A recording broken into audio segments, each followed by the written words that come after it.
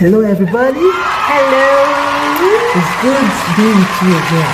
Very, very good. The last video we posted on Christian secondary school students asked came with a lot of comments and contributions. So exciting.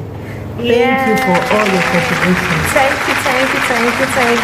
And today, by God's grace, we are going to continue with the questions. Okay. Remember, we answered question 1 and 2 the other day. Exactly. Today, we are going to look at 3 and maybe 4 and 5, depending on how the time will take.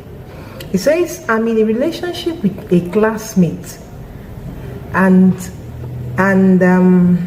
says we do things that are very immoral. That's the question I'm reading from the paper. After hearing your talk this morning, I want to stop this relationship. How do I go about it? This question, very immoral. You do things that are very immoral. You do things that are very immoral with your secondary school classmates.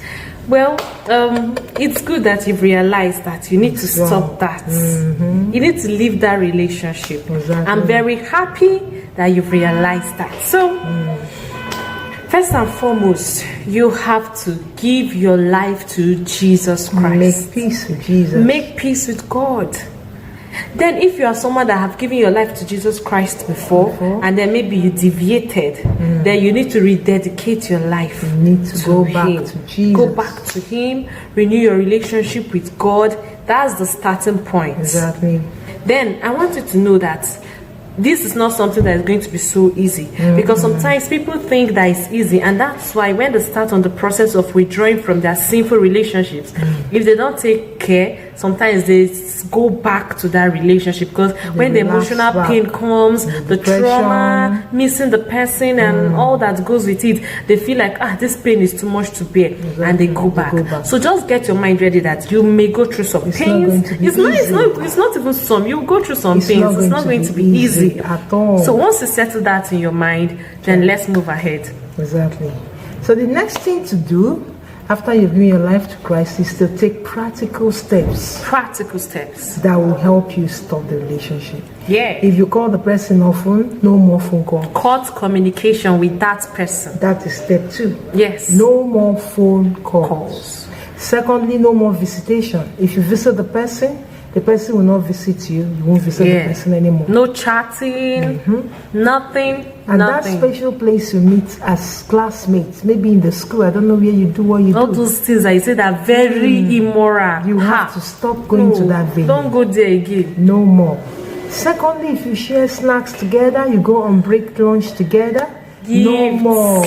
Don't take gifts. Don't give again. Please.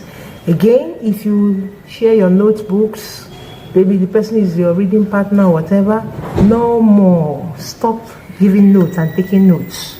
Collect notes from somebody. The person is your person, the person that helps you academically, look for another academic helper. Don't go back to that individual. Anything that brings you close, you go home together, no more going home together. You have to take these practical steps so that you can be able to keep safe and break away totally. Cut communication, please. Exactly. Cut communication. I know you may say that the person is not becoming your enemy or all that, but yes, even if the person is not becoming your enemy, because of the type of relationship you've had in the past, you can't accommodate being in constant communication with this person any longer. So you're going to cut communication, even if the person sees it as if you're treating them like an enemy. No problem. In your heart, you know that is not what it is. Cut communication till every emotional tie you have with that person is broken, and this may take months, even years, whatever. Just cut communication with that person.